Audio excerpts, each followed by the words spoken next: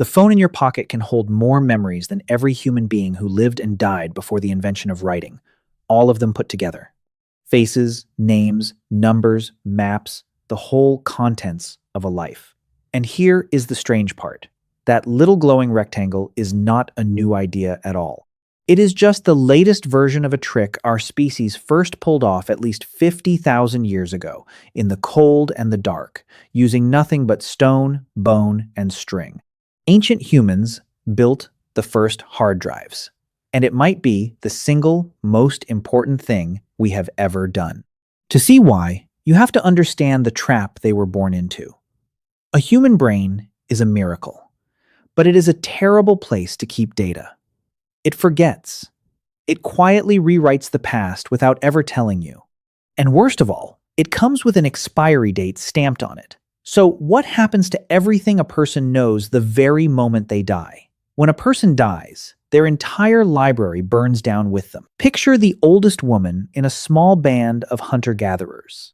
Inside her head is the only map of where the water still hides, in a once-in-a-lifetime drought, which roots heal a fever and which ones stop a heart, where the herds cross the river in the dead of winter. One cold night, she dies, and suddenly every life that quietly depended on what she knew is in danger.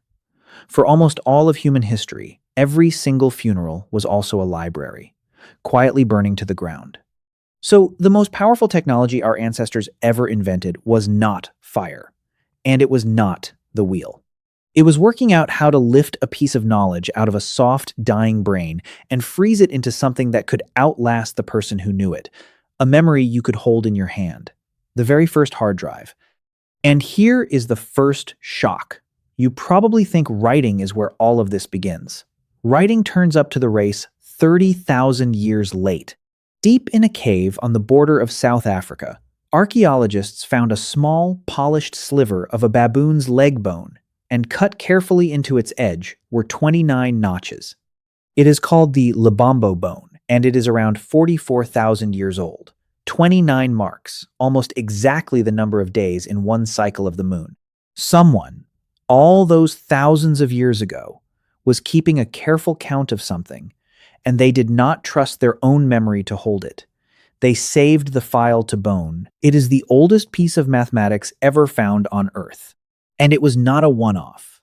Thousands of years later, other carved bones turn up across Africa, one of them scored with more than 160 marks in tidy columns, patterns so deliberate that mathematicians still argue over what was being counted.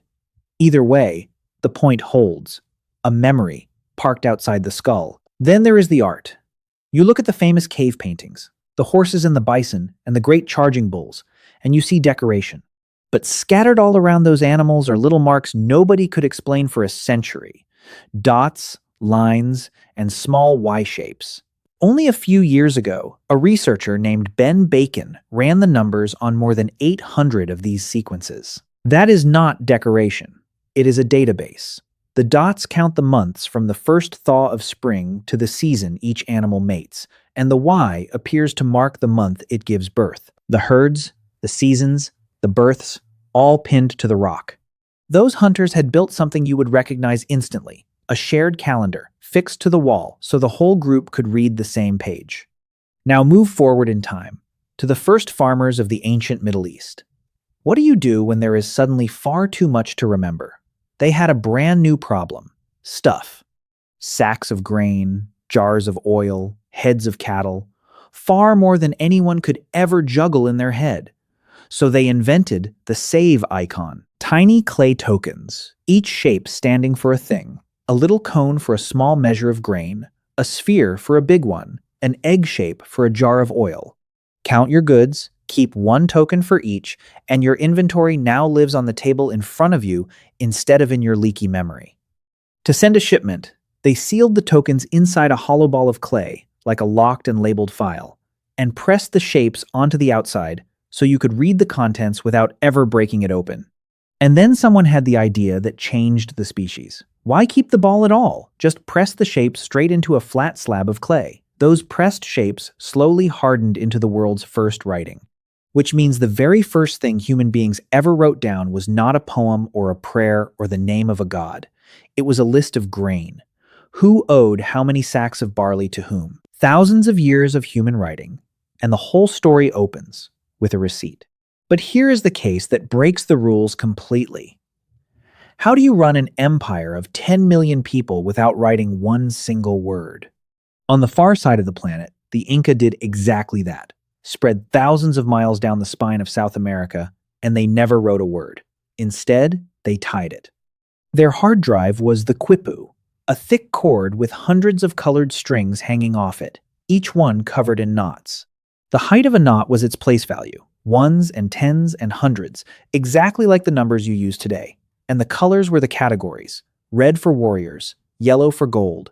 The entire census of a civilization, every tax owed, and every storehouse filled, dangling from a fistful of string. One Spanish account even describes a woman holding up a quipu and insisting it held the story of her whole life. And then comes the strangest hard drive of them all, the human mind itself. And here is what almost nobody expects, because the brain is not only unreliable, it is tiny. You can only hold about 7 things in your head at once before they start slipping out the back. But ancient people found a way to hack it, and the trick has a dark and famous origin. 2,500 years ago, on the other side of the world, a Greek poet named Simonides walked out of a crowded banquet hall moments before the roof caved in, crushing everyone still inside beyond all recognition. The grieving families could not even tell one body from another. But Simonides shut his eyes, pictured the table exactly, and named every single guest by precisely where they had been sitting. In that terrible moment, he stumbled onto something. If you hang a memory on a place, it holds. He had found the memory palace, and for thousands of years, that was how people stored entire books inside their skulls, by walking through imaginary rooms and reading what they had left in each one. Other cultures sang their data instead. Aboriginal Australians fold maps that run across 1,000 miles of desert into songs, so that to find the next hidden water, you only have to remember how the tune goes. The skull, it turned out, was a hard drive too. You just had to learn the file system. So why should any of this matter to you, thumbing a glass rectangle tens of thousands of years later? Because this one move, storing a memory outside the body, is the quiet reason you have a world at all. Every other animal on Earth starts from zero. A wolf today knows exactly what a wolf knew 100,000 years ago, not one thing more, because everything it learns dies the day it does. But a human child is born into an enormous inherited library: stone, bone, clay, knot, page, and screen, written by the dead for the living, reaching back 50,000 years. That notch on the bone is the reason you do not start from nothing. It is the reason the dead can still teach you. It is the entire reason we have history instead of only ever the present moment. We have become so good at this that we have forgotten we are even doing it. When did you last remember a phone number by heart? You cannot anymore, because the glowing rectangle holds them all for you. You have handed off your memory so completely that the device in your pocket now carries the most precious things you own, which makes you the direct descendant of someone crouched in a freezing cave, scratching one more line into a bone so the count would still be there in the morning. The material kept changing, from stone to string to silicon. The move never changed once. So the next time you save something, a photo, a note, a voice from someone you love, know that you are doing the oldest and most human thing there is, refusing to let a memory die just because one day you will. They wrote on the walls so they would not be forgotten, and now neither will you.